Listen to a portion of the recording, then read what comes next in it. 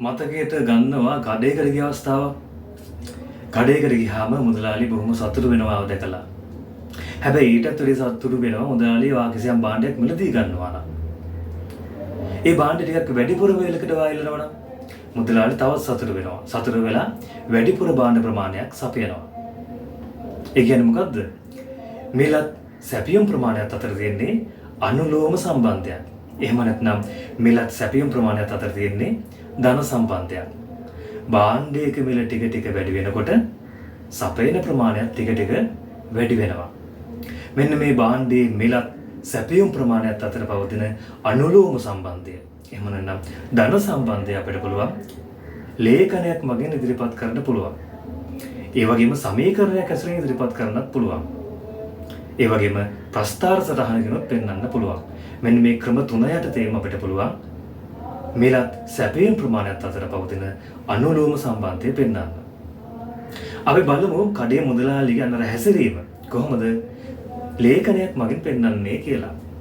අපි හිතමුකෝ මේ භාණ්ඩයේ මිල රුපියල් 10යි කියලා.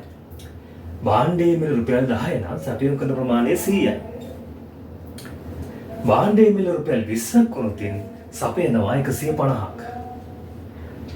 ඒ වගේම භාණ්ඩයේ මිල රුපියල් 30ක් වුණොත් සපයනවා 200ක්.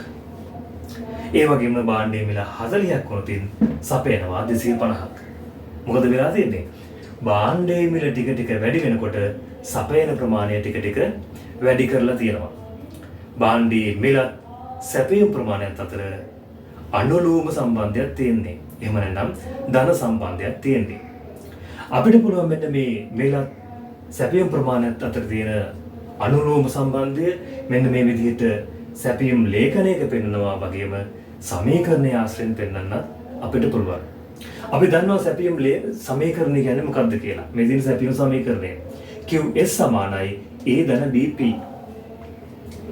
අපි මේ ඉල්ලුම් සැපයුම් ලේඛනය සැපයුම් සමීකරණයකට ආදේශ කිරීමේදී අපි මුලින්ම හොයන්න ඕන B වලගේ මොකක්ද කියලා.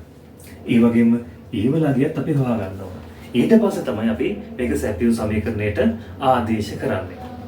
අපි ඉස්සෙල්ලම හොයමු B වලගේ කොහොමද හොයන්නේ කියලා. B කියන්නේ බෙන්ඩ් එක. එහෙම නැත්නම් සැපයුම් අක්‍රේ බෑවම තමයි B අක්ෂරයෙන් පෙන්වන්නේ. B වලගේ හොයන්නේ ඩෙල්ටා QS බෙදීම ඩෙල්ටා P කියන සූත්‍රය භාවිතා කරලා. ඩෙල්ටා QS කියලා කියන්නේ සැපයුම් ප්‍රමාණ අතර වෙනස. මෙන්න මේ වෙනස තමයි ඩෙල්ටා QS කියලා කියන්නේ. මේක නම් 50යි. ඒ වගේම ඩෙල්ටා P කියලා කියන්නේ මිල අතර වෙනස. මේ දෙන්නේ මෙන්න මේ මිල අතර වෙනස තමයි ඩෙල්ටා P කියලා කියන්නේ. මේක නම් 10යි. අපි 10 මෙතනට ආදේශ කරා. දැන් අපි සූත්‍රය සුළු කරාට පස්සේ අපිට පුළුවන් B වලගේ හොයාගන්න.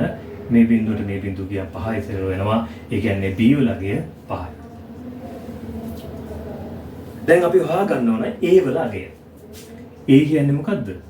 A කියන්නේ මිල බිඳුවේදී සැපයුම් ප්‍රමාණය. අපි A වලගේ හොයන්නේ QS සූත්‍රයේම ආදේශ කරලා අපිට පුළුවන් A වලගේ හොයන්න. අපි මේ සඳහා ඕනෑම සැපයුම් ප්‍රමාණයක් හා මිලක් තෝරගන්න ඒක ආදේශ කළා තමයි A වලගේ හොයන්නේ. අපි මේ අවස්ථාවේදී මේ දෙවෙනි අවස්ථාව ගමු. 150 ආදේශ කරනවා. 150 අපි A වලගේ හොයන්න ඕන. ඒව එහෙම දිවුවා. B වලගේ අපි දැන්ටමත් හොයාගෙන තියෙනවා 5යි කියලා. අපි 150 යටතේ පවතින මිල හොයනවා. ඒ අවස්ථාවේදී මිල 20යි. එහෙනම් 20 මෙතනට ආදේශ කරා. දැන් සුළු කරා. A ධන 5 වරක් 20 100යි. මෙතනට 150යි. මේ 100 මේ පැත්තට ගෙනාවහම 150න් අඩු කරන්න 100ක්. එතකොට A වලගේ එනවා 50යි කියලා. A වලගේ 50යි. දැන් අපි B වලගේ හෙව්වා. A වලගේ හෙව්වා. දැන් අපිට පුළුවන් සැපයුම් සමීකරණය ගොඩනගන්න. මොකද්ද සැපයුම් සමීකරණය එන්නේ උඩට? QS සමානයි A වලගේ 50යි ධන දාන්නේයි සැපයුම් ප්‍රමාණය වෙලත් අතර පවතින අනුලෝම සම්බන්ධය පෙන්වන්න තමයි ධන අකුරෙන් පෙන්වන්නේ. ධන අකුර දාන්නේ. ඊට පස්සේ අපි B වලගේ හෙව්වා 5යි P එහෙමම දැම්මා. මෙන්න මේක තමයි මෙන්න මේ ඉල්ලුම් සැපියුම් ලේඛනයට අදාළ සැපියුම් සමීකරණය. එහෙම නැත්නම් කඩේ මුදලාලිගේ අර හැසිරීම දෙන්නුම් කරන සැපියුම් සමීකරණය මෙන්න මේක QS = 54 5p.